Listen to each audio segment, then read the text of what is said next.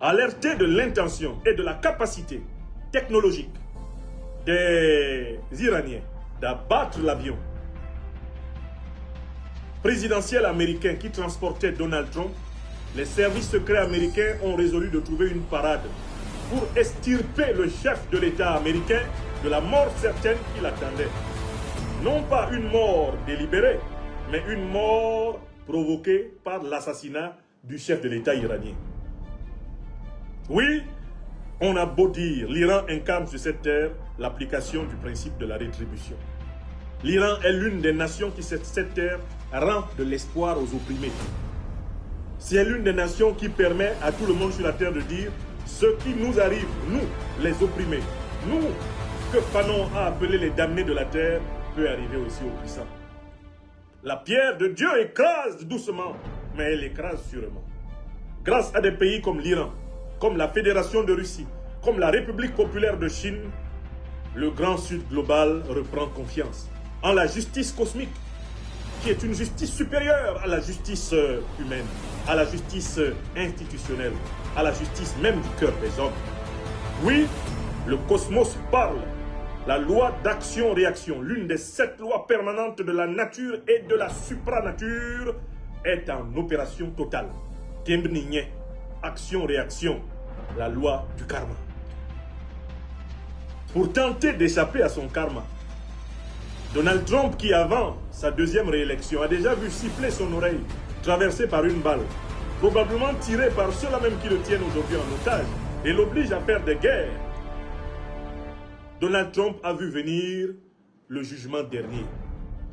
Lui qui a dit un jour à une journaliste qui lui demandait s'il pensait après sa mort aller au paradis, qu'il était sûr qu'il n'irait jamais au paradis, s'est donc rendu compte qu'il risquait d'être précipité vers sa destination, la destruction éternelle, s'il était précocement atteint par les frappes vengeresses de la République islamique d'Iran. Or, voici les services secrets américains se retrouvant dans une quadrature du cercle. C'est ici que Django sera souffert. Comment sortir tout un personnage importantissime, comme Donald Trump, de l'avion Air Force One, qui incarne la majesté, la toute-puissance des États-Unis d'Amérique. Comment le sortir de cet avion diantre et le faire entrer dans un autre sans qu'il soit vu, sans qu'il soit reconnu comme tel, et que les munitions iraniennes qui lui étaient destinées soient réorientées opportunément sur lui.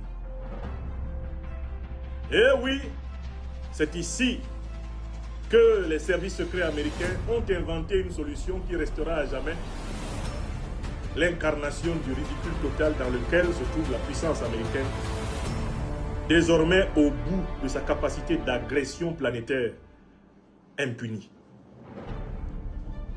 La presse occidentale, la presse américaine essaye de sauver, pour ainsi dire, la mise à Donald Trump, en disant qu'on l'a installé dans un conteneur alimentaire. On l'a installé dans un conteneur alimentaire pour le sortir de l'avion Air Force One et le cacher dans un autre avion, un avion militaire qu'il a ramené, Manu Militari, eh bien, illico presto, qu'il a ramené tout naturellement en cachette aux États-Unis. Je vous invite à constater que c'est le premier gros mensonge. Non, Donald Trump n'a pas été mis dans un conteneur pour le sortir de l'aéroport. Ce n'est pas des conteneurs. Ce n'est pas des conteneurs qu'on utilise pour mettre la nourriture dans l'avion. Ce n'est pas des conteneurs. Le mot qu'on doit utiliser pour décrire l'objet dans lequel le président américain, tout le président américain a été mis, c'est le mot cage. Écrivez, il n'a pas été mis dans un conteneur, il a été mis dans une cage. Si on veut être sérieux, on doit dire il a été mis dans une boîte. Dans la langue anglaise, you must say he has been put in a box. A box, like the box is used for birds, just to get out of the plane and to be hidden in another plane and to run away in America. La vraie version des faits est que Donald Trump a été mis dans une cage, dans une boîte. Et comme il était improbable que tout un président américain se retrouve dans une cage quand même, se retrouve dans une boîte, à côté des repas, J'ai vu un commentaire qui m'a fait rire ici. Il y a un internaute qui a dit que si c'est lui qui avait été mis là-bas, en tout cas lui, il allait en profiter pour bien manger.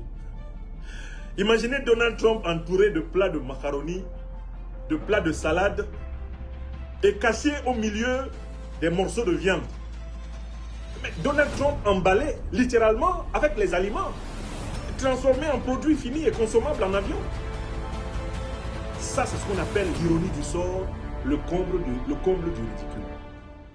Pour sauver Trump, on l'a transformé en nourriture mise en boîte.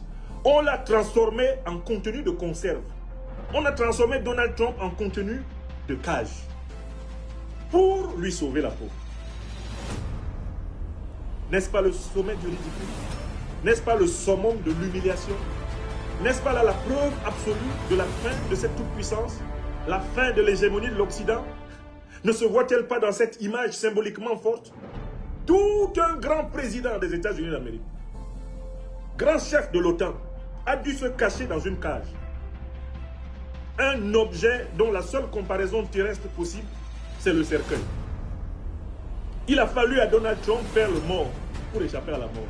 Astaghfirullah. On peut faire ça, tout un président américain, grâce à cette manière incroyable de manquer de courage, grâce à cette tremblote, à cette flippette. Donald Trump s'inscrit désormais dans l'almanach, dans l'album suprême des grands peureux, des poltrons, des fuyards, surtout quand on le compare à l'Himalaya anthropologique qui est incarné par l'ayatollah Ali Seyed Khamenei.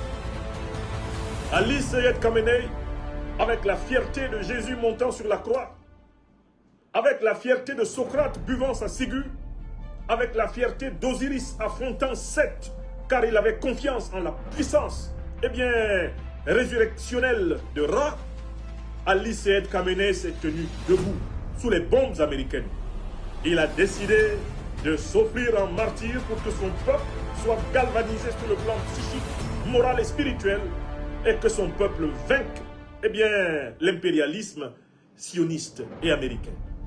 On a l'immense Ali Seyed Khamenei, placé au sommet du plus haut sommet de cette terre, le mont Everest, dans la chaîne de l'Himalaya, et on a en bas le tout petit Donald Trump caché dans une boîte. Voilà l'image que vous devez retenir de cette conférence.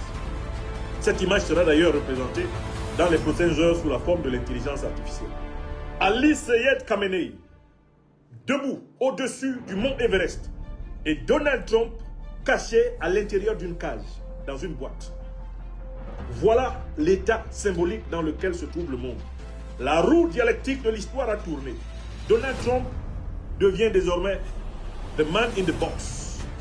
Alors que Ali Seyed Khamenei devient the man on the top of the hill, the man on the top of the heaven, the admirable man. Pauvres États-Unis d'Amérique.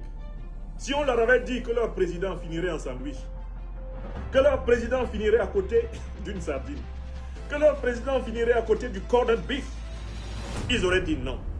Donald Trump is the man in the box. L'homme dans la boîte. L'homme en cage. Mais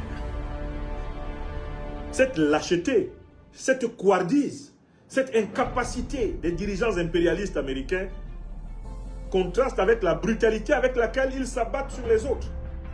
Si le camarade Nicolas Maduro était un lâche, il n'aurait pas